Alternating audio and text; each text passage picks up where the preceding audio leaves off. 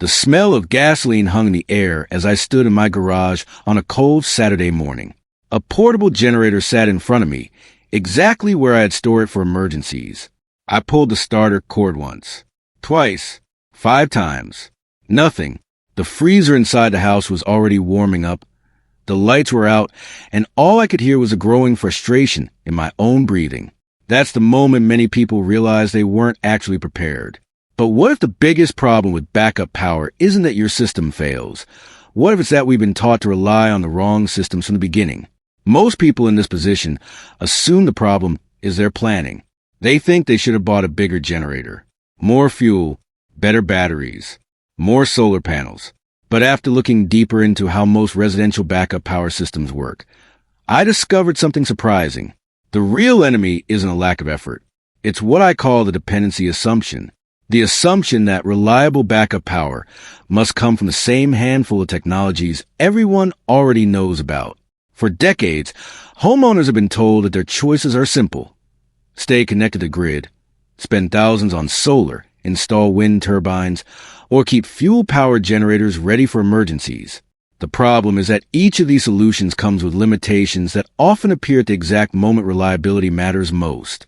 I first became aware of this while researching energy independence after a major power outage left millions without electricity.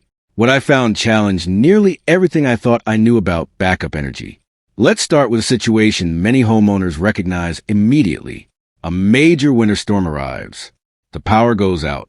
At first, you're calm because you prepared. You invested in solar panels. Then the weather turns ugly. Heavy clouds cover the sky for days. Snow accumulates. Power production drops. Battery reserves begin shrinking.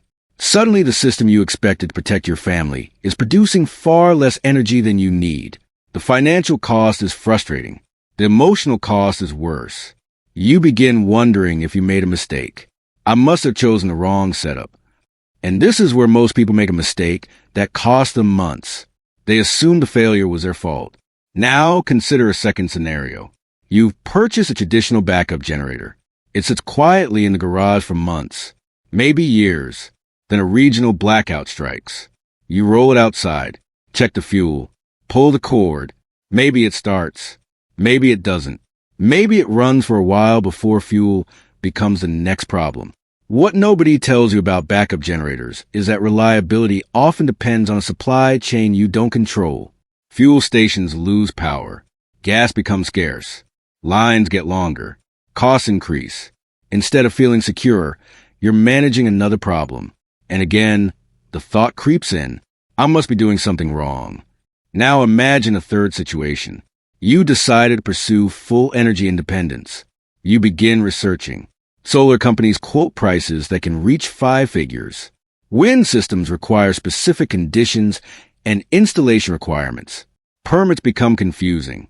Technical information feels overwhelming. Weeks turn into months. You spend hours researching and still feel no closer to a solution. The internal cost here isn't just financial, it's mental exhaustion. You start believing independence is only possible for engineers, specialists, or people with unlimited budgets. The problem must be me.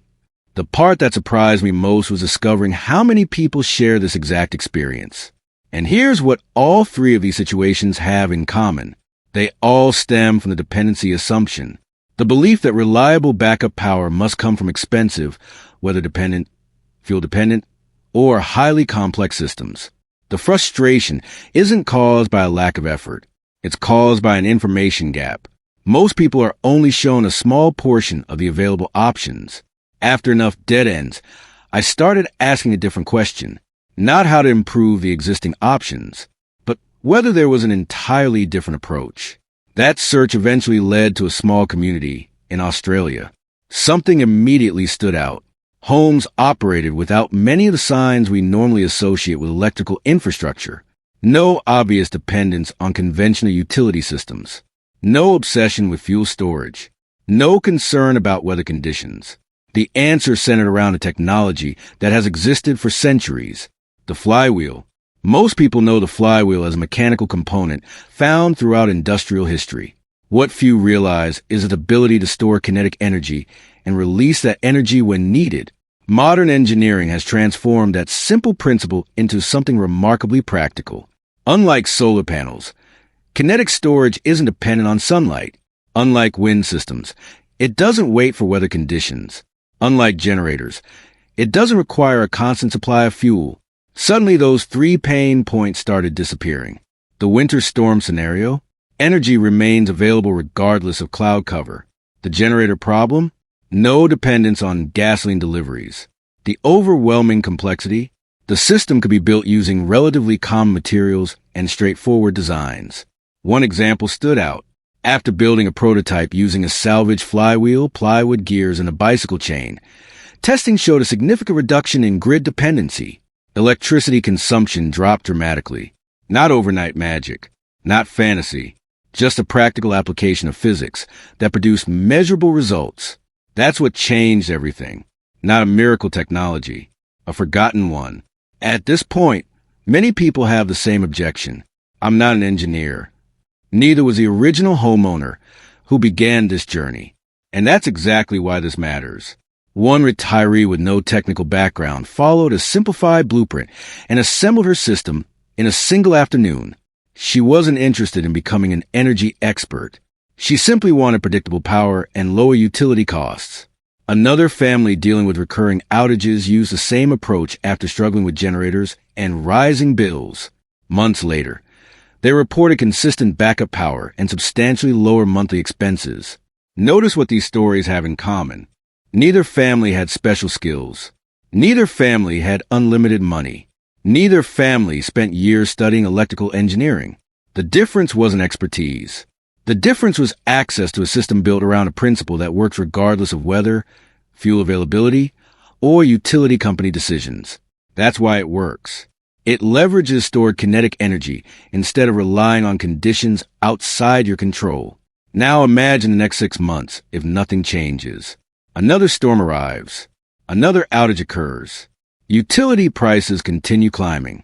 Fuel costs fluctuate.